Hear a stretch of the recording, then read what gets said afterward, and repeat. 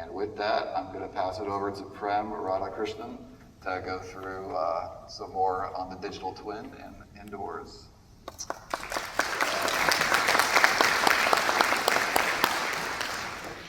Thank you, Eric. First of all, it's an honor to be here. I appreciate all of you being here. I just want to share a few things that we've been doing in partnership with IHS. So today, I'm going to talk in two parallel things. I don't have slides, I have a video, so buckle up because this is going to be really fast. I got to get through what I normally do in about 30 minutes in about 5 minutes. So this is, we're going to talk through infrastructure lifecycle management and digital twin maturity models. And both of them are kind of tied in together, side by side. All of the great work that Eric and Lindy's been doing, that's what we're kind of bringing into the digital twin lifecycle. So basically, the digital twin lifecycle goes through descriptive, informative, predictive, comprehensive, and autonomous. Most people are at 1, 2, or 3. Very few people in the world are in 4 or 5. Starts with informative, where there's a lot of data being collected. It's a lot of the work that Eric and Lindy's already been doing.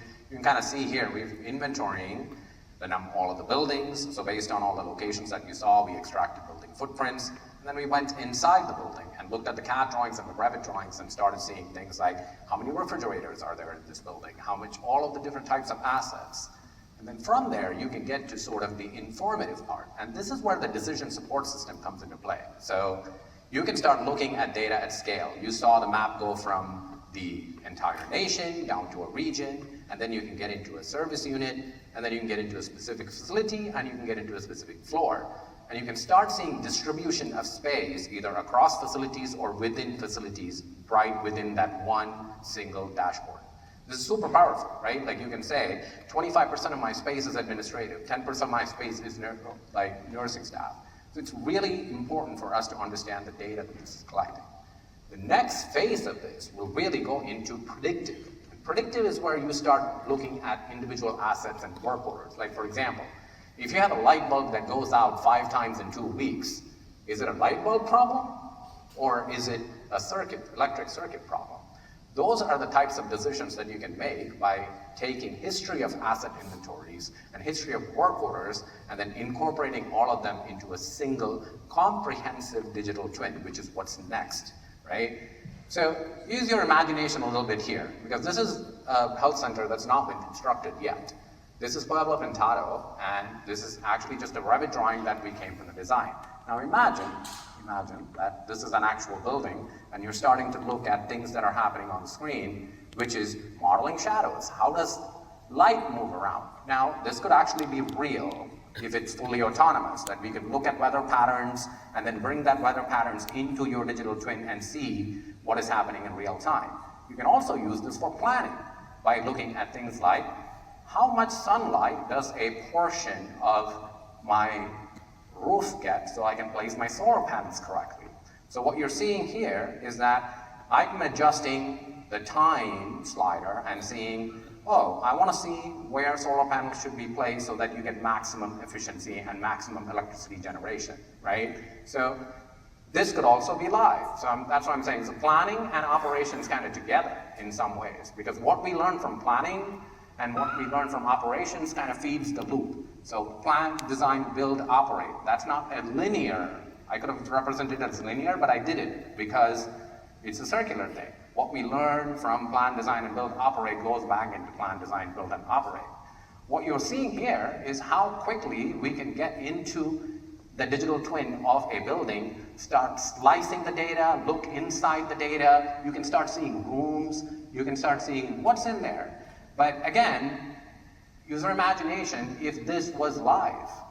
If this was the real state of the building with IoT sensors, other data that's coming in from different systems, the DCFS data that's coming in, the HFDS data that's coming in, live surveys that are being conducted for the Healthy Homes Initiative, all of that data can feed into a digital twin to empower the digital twin to help you make decisions.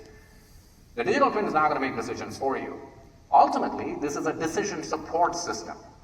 Like, for example, what you're looking at screen here, you can see, is that queue for the pharmacy going to block my entrance for an ambulance or a stretcher that's going in there?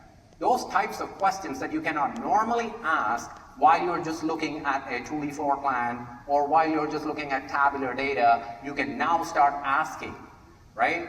It helps you not just make decisions, but also helps you ask the right questions at the right time.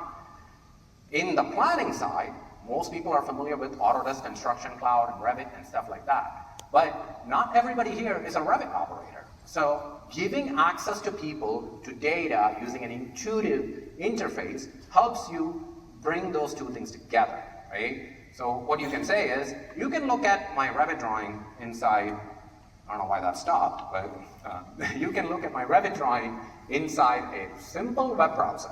And from that web browser, I can create a ticket that says, I don't think this is up to code here, so let me put a ticket in here. Now that ticket goes into your Autodesk Construction Cloud or whatever your CMMS system is, and from there, an engineer can look at that and resolve that, and that resolution can now be back in your web interface. The web interface person who's looking at this data can be a layman and not understand any of the other aspect of things, and you can still continue to collaborate and work together. So digital twins can evolve the way you want it to evolve. Most people, like I said from the beginning, are at 1 or 2, informative or descriptive, but then you can start looking at how predictive models and how comprehensive models can improve your everyday workflows. And it's just when we were at the Seattle at the DFO meeting and I did a presentation, this was the first time that anybody saw this, right? Out of time, but I'll take 5 seconds. We were showing this dashboard, and I said, there's 22 refrigerators in this building. There's somebody on a Teams call that looked at Navallo and said, there's only 16. And I said, there we go. That's what we're looking for, because previously, the Navallo system and the geospatial system were disconnected from each other. Nobody was even able to point out that difference. Now, by visualizing the data, the tabular data that's in ServiceNow, Navallo, or other systems, it could be anything, it could be HFDS, you're now starting to ask the right questions. If there's 22 in the drawing and only 16 in the system, where do the 6 go? Or do we have more here or more there, or less there? Those types of questions is what allows you to ask. We showed a couple of facilities. This applies to any facility, because any facility goes through the infrastructure lifecycle, and you can use digital twins as a tool to help you manage your facility better, to plan better for future needs. Thank you.